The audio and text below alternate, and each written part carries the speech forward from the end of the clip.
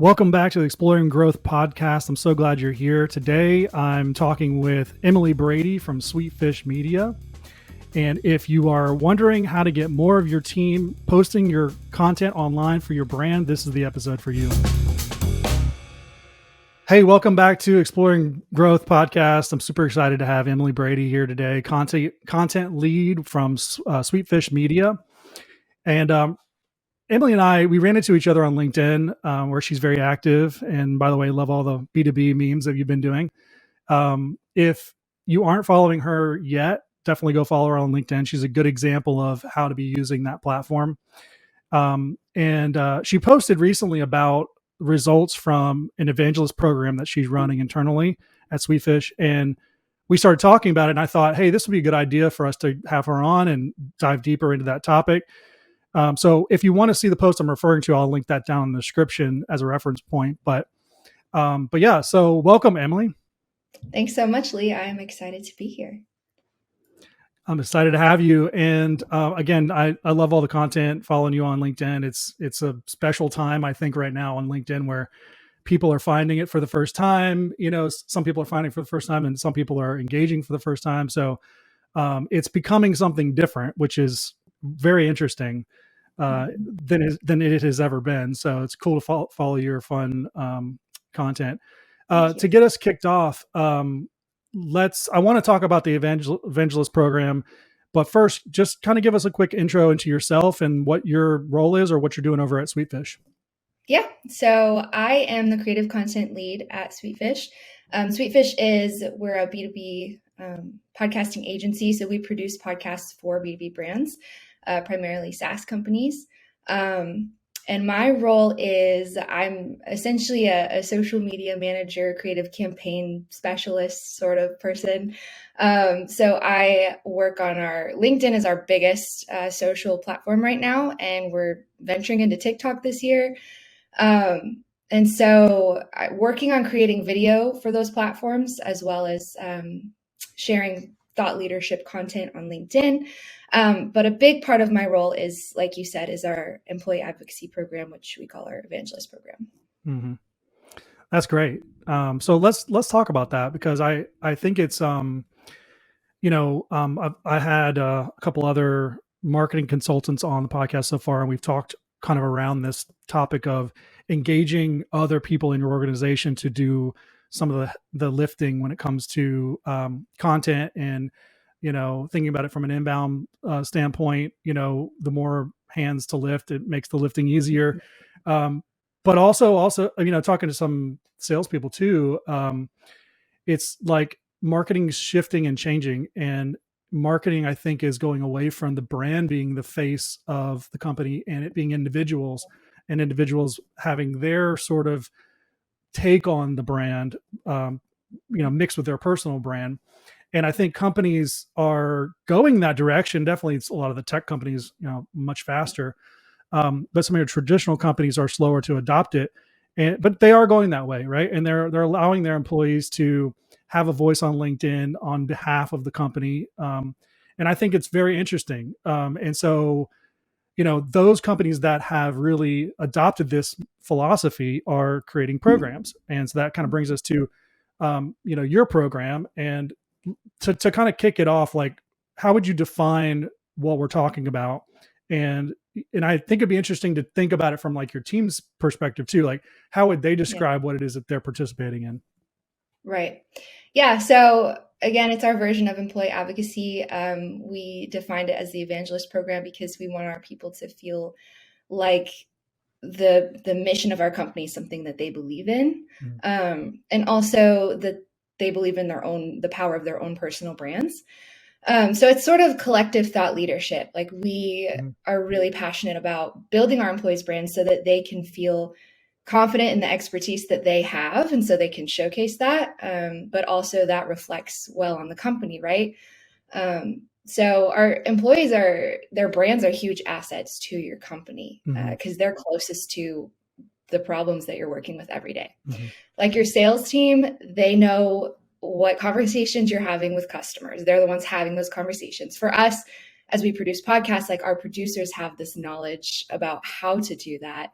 that they can share on LinkedIn, which is really neat. So That's right. it's really equipping and empowering your team to be active on social so that you can raise brand awareness for yourself, but also so that they can build their personal brands.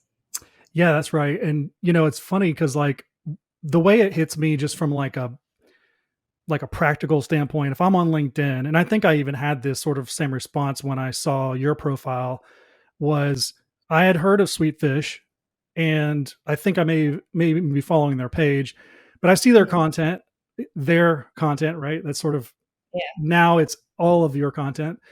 And Right. then I hit your profile and I'm like, okay, I know Sweetfish, but that's cool. She's part of Sweetfish, right? So it like that response that I had was um again, it's good content, so it's interesting to me, and it was a positive thing. I think it could also Mhm. not be that way, but I think if everyone's putting their best foot forward, that's the response they're looking for, is like, oh, I like this person. Oh, that's cool. They're connected to a brand that I already know and I like that brand too. Yes. Yeah, that's awesome. I mean, people connect with people, right? Right. Nobody knows if they go to our company page, they don't know who they're talking to if they engage with some of our content there. Right. Whereas if they see our people pop up on their feed, which is the goal, we ask our employees to have a banner, a Sweetfish banner, but we don't ask them to promote the company. We ask Hmm. them to write about things they're passionate about, knowledgeable about, um, not company reshares. Like nobody engages with company reshares because they're not personable. So Right. that's a really big part of the success of a program like that. Like you said, like you found me, you already knew the brand, but you were able to associate me with the brand.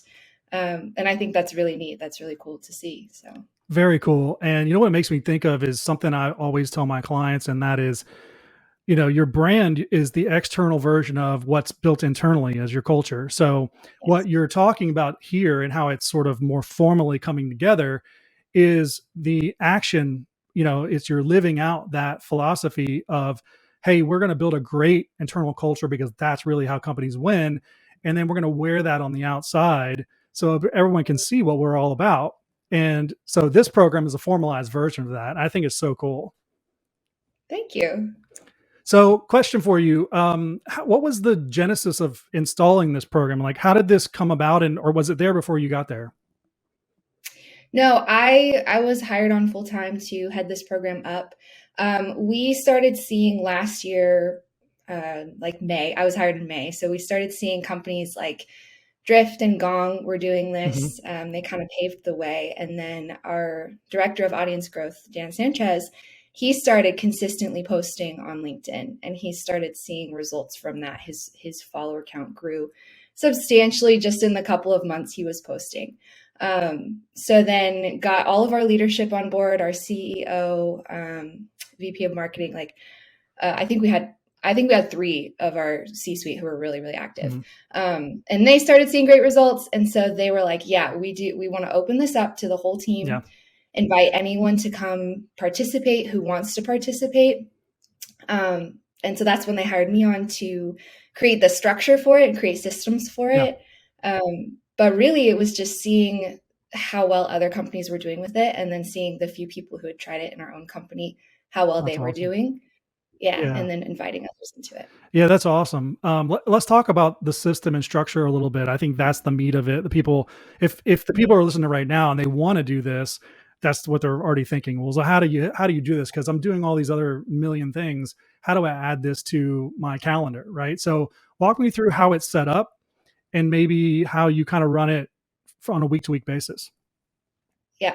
I will say when we started it, we kind of bypassed the two biggest obstacles. The first being getting executive buy-in Hmm. is really, really hard, Hmm. because it's a long play and it's not something that you can immediately say like this is the revenue that we're going to have from this. Right. You have to start out and see how it goes. So we had our leadership was on board, which is huge. And then the second thing was that they were able to hire someone to head it up full time, and Okay. that's me. And Hmm. I started out more as a writer, and I started out more creating content for our Hmm. evangelists. And our commitment was from them was that they would create 3 posts a week, and then I would supplement them with 3 posts because we wanted to get out as much content as we could. Okay, so let's So stop that's how let's it stop there for a originally started. second. Sorry to interrupt, but Yeah. before we get Yeah. more into the how, So they Yep. brought you on specifically to do this, and so I'd Mhm. be interested to know. So then, just so if I'm tracking you correctly, they have this sort of brainchild, and they're like, "We want to do this, so we're going to bring a particular person on to do this." That's you. Yes. What did that conversation look like, and how did they translate to you what they were trying to accomplish and the expectations that were there? Yeah. Well, I had been working for Sweetfish freelance for a couple of months, and I had written a little bit of social for them, but I was mostly working for customer content. Mhm. And they were like, when they decided that they wanted to do an employee advocacy program, it made sense to hire someone who they knew already. Mhm. They had seen my work, and so yeah, so when they brought me on, we were starting from, we had Dan and James and Logan had been posting, but we didn't have a system for it or a framework for Mhm. it. It was just post consistently, post valuable content, which is great, but you have to give people more if you're going to actually equip them to do that. That's right. Um, yeah. So not only was I helping to create content for the program, but I was also helping people build their brands. So I would jump on onboarding calls with anyone who was interested, and we would flesh out like their content pillars, the things Hmm. that they were passionate about, curious about, knowledgeable about, and then go over LinkedIn best practices and kind of come up with a workflow for them. Because a lot of employees, they had never posted on LinkedIn before. Hmm. And it's kind of this intimidating, daunting thing Yeah. to think, okay, well, what do I have to say even? I don't know. I'm not an expert in Yeah. anything. What do I even do on this platform? So a lot of getting started is having that training in place and that groundwork, Yeah. and then being able to keep the ball rolling with motivation, with resources, continued training, and that kind of thing. And so we've moved going building off of that, we've moved from me creating content to creating things like editorial calendars, training workshops, things that put more power in the evangelist hands. Because we don't want to just enable them; we want to equip them Sure. to be sufficient in that. Sure. Yeah. Okay. So getting back to the how, then, are you now in a place where you're essentially creating a lot of pillar content and then you're giving them instruction on how to share it and apply it to their own brand? Or what's that look like? Yeah. So that's something I used to do. Now I'll curate content like articles and posts that I've seen that's interesting, share that with Mhm. them instead of writing out a fully fleshed post for Okay. them. So that saves me a lot of Yeah. time. That also gives them the freedom to write about it in the way that they want I like to. that. Um, yeah, and then we have like one-on-one brainstorm sessions if they're stuck, if they need help fleshing out their content Mhm. more. And then I also, like I said, I have training workshops every month that I'm in charge of checking in with everyone really and making Mhm. sure that they're on Yeah. So you're LinkedIn like a and that they're coach. doing okay. So You're like yeah, coaching them yes, along. Yeah. essentially. Okay. Yes. And I'm in charge of like measuring the Mhm. progress of the program. So I'll send analytics reports to them. And yeah, I that kind of like it. thing. So from a technical standpoint, like, or logistical standpoint, are you just dropping do you have like a Slack or a Teams channel where you're just throwing all these links in there and then pointing to them, or are you using, some other kind of mechanism? Yeah, so we use Slack. We have a Slack channel to celebrate Awesome. wins, and that's really key too to Yeah. motivating people is to say like, oh, so and so had a really great post Yeah. today, or so and so got a lot of really great comments, and to celebrate each Love it. other. I'll also drop in short little videos, like training videos or just ideas and insights Yeah. into that. And then we use Asana for project Okay. management. So yeah, so when I was writing posts, it would go through Asana, and I would write a post for them and I would say like chop it up Yeah. as much as you want, Yeah. however you want, because this is Yeah. Right. yours. Yeah. So it started out more as a collaborative process. But we mostly communicate through Slack. Yeah. That's great. Okay. That makes a lot of sense. And so when you I love the channel about, like, almost like a love channel, like, here are our successes, right? Because that also Mhm. kind of ties into reporting. On the qualitative side, do you guys, I mean, I know you're looking at metrics, which I want to get to in a minute, like the quantitative side, but from a Yeah. qualitative side, because we're talking a lot about dark social these days. It seems like that's the Yes. new buzzword. How do you measure how if this is working? Yeah. So we get a lot of DMs about our Mhm. program, just saying like, "Hey, I'm seeing you guys everywhere. Yeah, That's awesome." And that's always really exciting. And those usually go to our CEO gets a lot of those and he'll share awesome. it with us in the Slack channel. Yeah. A lot of our employees have grown their followings a lot and have been like invited onto podcasts or LinkedIn Mhm. events. And so that's really exciting. And I think that that's something that you could definitely attribute to them building their Mhm. personal brands. So we do get a lot of that kind of stuff, that dark social type Yeah. of stuff. Aside from tracking views and comments and shares on Shields, I would say those are the biggest Okay, so things. from just a high level quantitative side, you're using Shield to track each individual profile. Okay. Yes, and collectively Okay. as well. Yeah. And then I mean, talking about Slack channels, do you have them kind of more, is it just sort of willy nilly, or is it more methodical about like taking screenshots of certain posts, or, how do you, because I'm working with a client right now, and we're doing something very similar. We're calling it brand ambassadors, but very Mhm. similar program. And one of the things that we are thinking about doing is having this. So they use Teams, like having a Teams channel that's set up where we can put screenshots to say, here's an Yeah. example, and so that just will be a feed that we can basically, in the week, the month, whatever, look back through and see like, look, this is like not hard and fast metrics, but this is people interacting with one another. Yeah. Well, I would say those things too are things that your employees are going to get more excited Mhm. about than you might say, like, oh, you got 1,000 views. And they're like, oh, Yeah. that's cool. Or you might say, you got a comment from someone who is a really like an Yeah. influencer in B2B marketing. Yes. That's more exciting. Yes. That's really Yeah. cool. Yeah. So that's why it's important to Hmm. share those things with them and to share those things Yeah. with the team. Um, and we've had a lot of those things where people are like, "Oh my gosh, so and so just commented on my post," Yeah. and that's exciting, or that they got a DM or they got an invitation or something like that. So I keep track of. I like to share top posts of the week because Shield will list out the top posts that we've had, and that's more of a way to help like break it down and define what made Hmm. it successful. But I also think it's important to keep an eye on everyone and see those other things that are wins. Like I love dropping in, maybe a post hasn't gotten a lot of views, but if it's valuable and I think it's been written Hmm. really well, that's always a good thing to celebrate too. Yeah, definitely. And I think it's good that there's one central person that's managing this yourself. You're providing oversight and Yeah. clarity and coaching throughout the whole thing. But not for it to Mhm. be missed for these small to mid-sized growing companies of in all industries, right?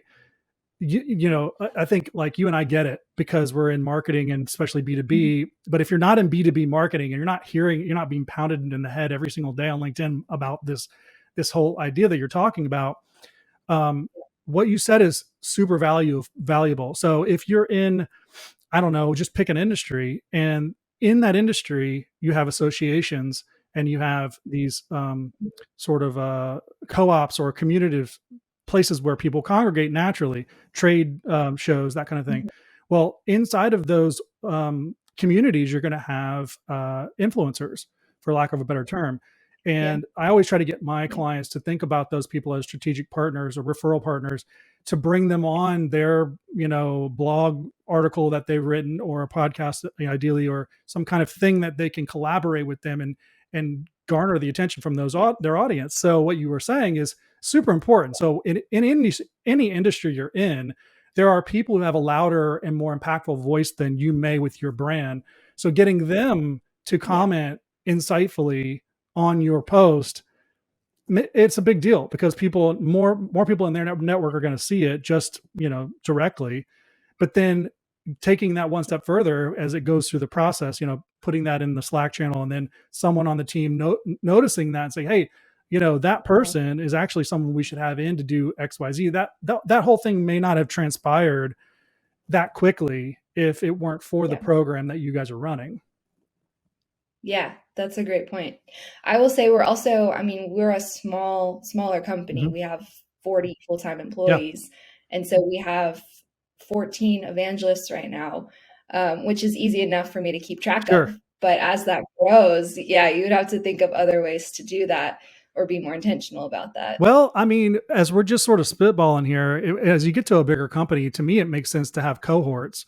Whether it's Mhm. geographically or interest based, or when we're talking about account based marketing, based on a Mhm. certain target or firmographic type.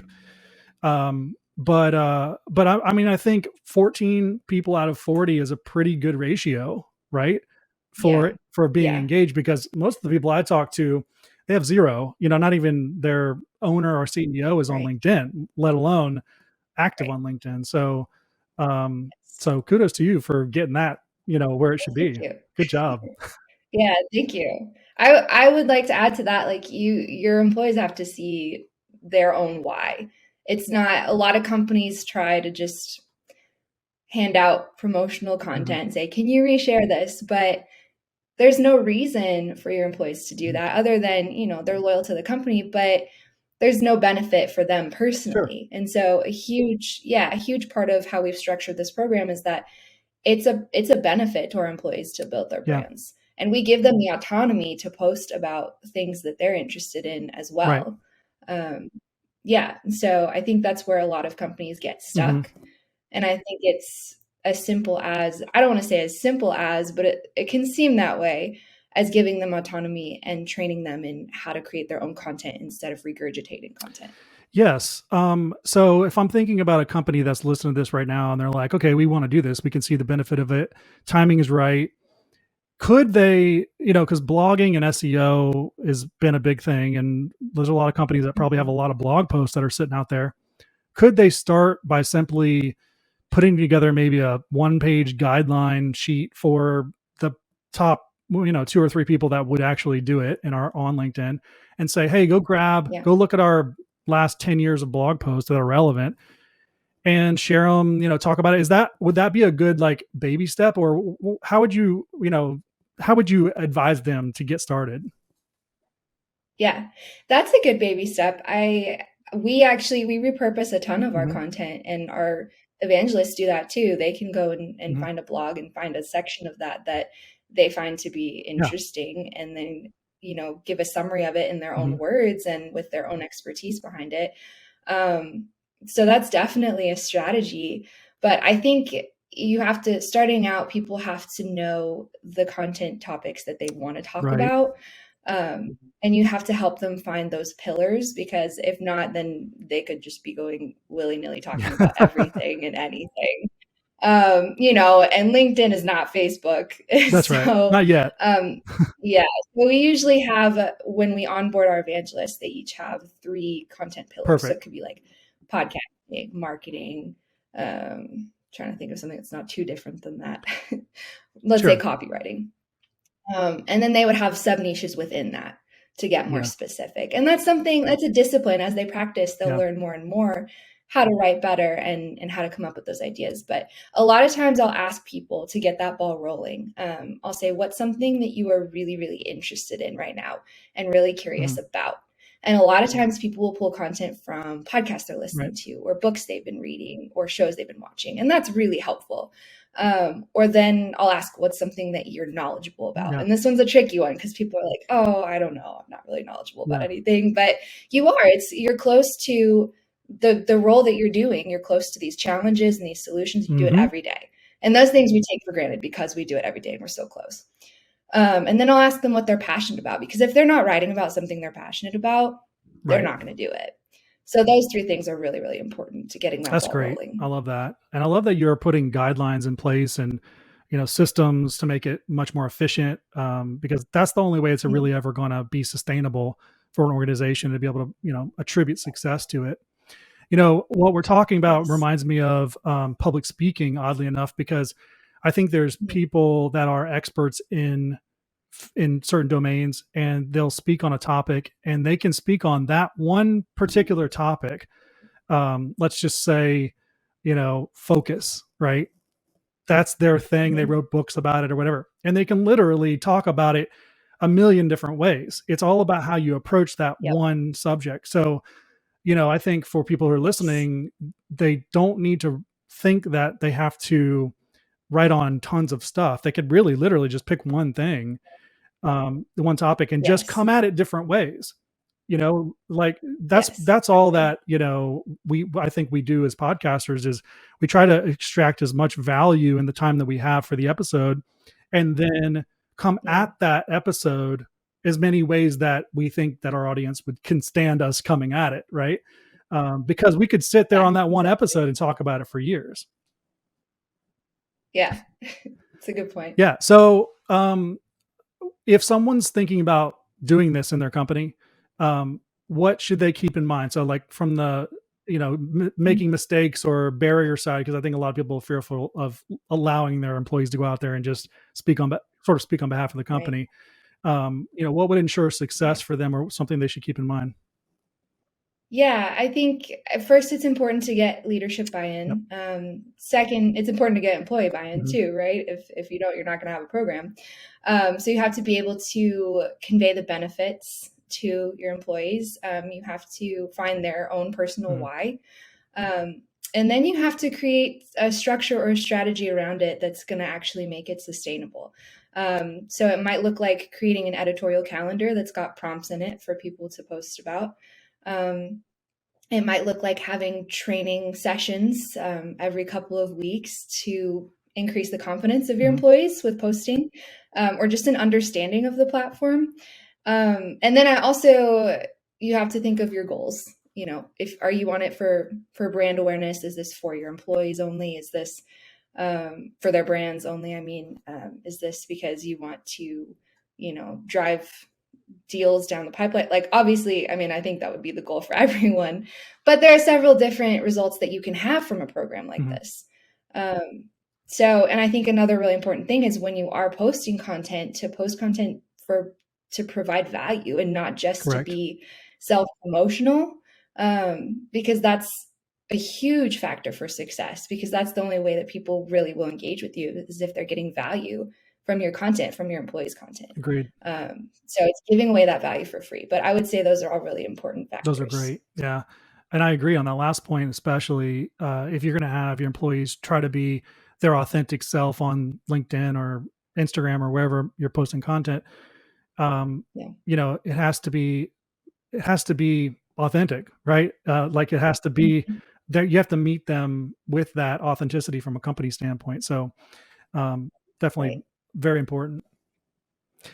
Yes. Yeah. And with that, you have to measure the right Yes. things. Like, a lot of companies will say, oh, we have 20,000 followers for our company page. Okay, well, is anyone actually commenting on your content?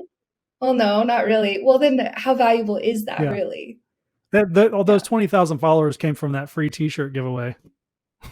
That's right. They got their T-shirt. They're done.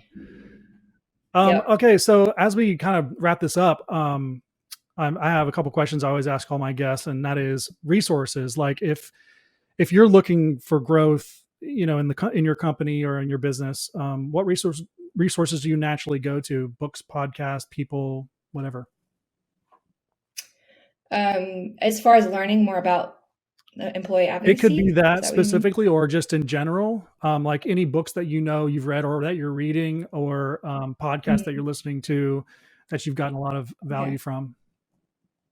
Yeah. I will say I can give you some of my favorite people to follow on Awesome. LinkedIn. Okay. Yeah. So follow Justin Welsh for all things Yep. LinkedIn, all tips on how to grow your brand on the platform and your followers on the platform.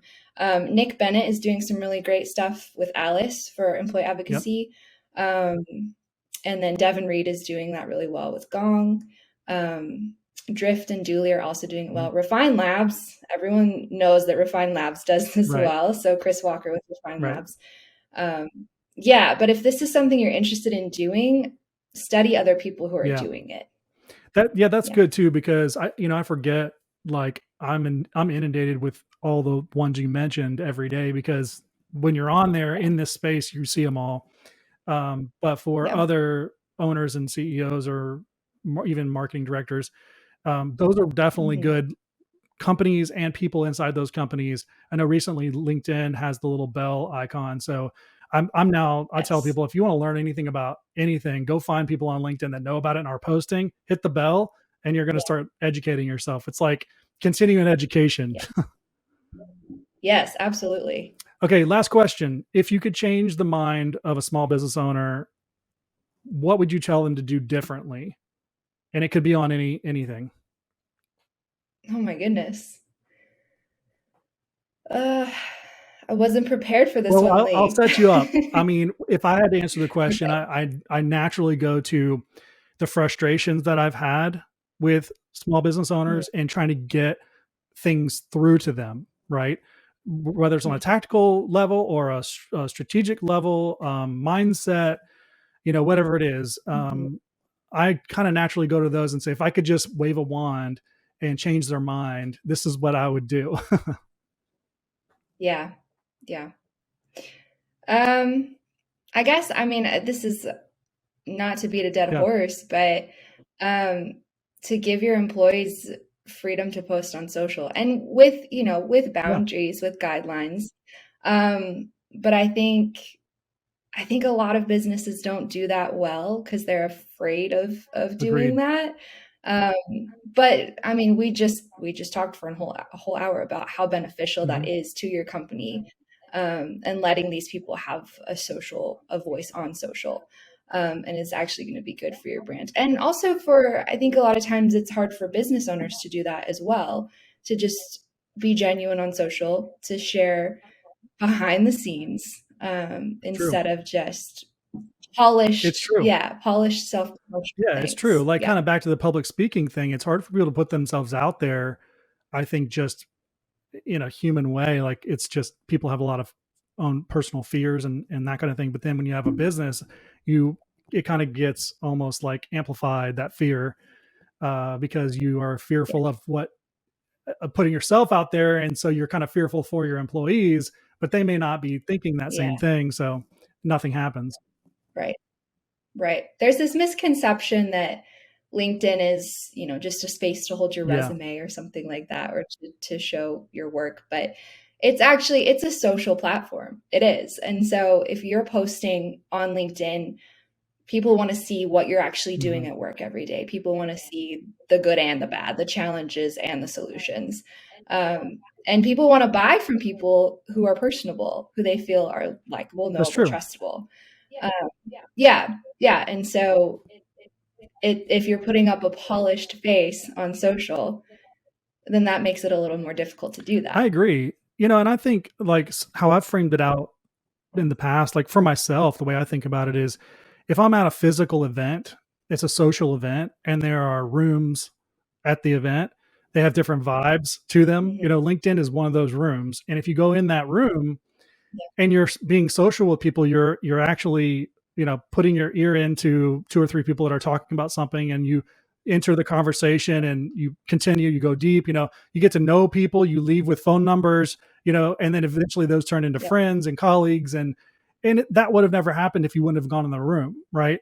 And I think our online presence is starting to usurp our offline presence to some degree, and especially in light of Web3 coming and all the things that are yeah, AR and VR. And so if we thought, I don't know, I guess I'm saying all this to try to give that business owner or marketing director the what they need to move forward, right? To really put the hmm, company out there online, have a greater presence, but then the yes, people, it's that yep, those one or two connections, they've already seen it in real life. So why could it not happen online, if not at scale, right? exactly, exactly, yeah. Yeah, well, hey, this has been a lot of fun, and I really appreciate you coming on. And I think this is very important for people to know about what they should be doing for marketing in their business. And I think historically too, I think we're going to look back at these kind of conversations, 2022, when we're in, I don't know, 2028, and say, why didn't we start back in 2022 doing this? Because the future of marketing is really based on around communities. It's going to be very community driven. So you kind of want your people in these rooms virtually, to be making a Yeah. splash for your brand. So I think this conversation seems like it's on the edge of something that is, people are doing or not doing, but it's really new.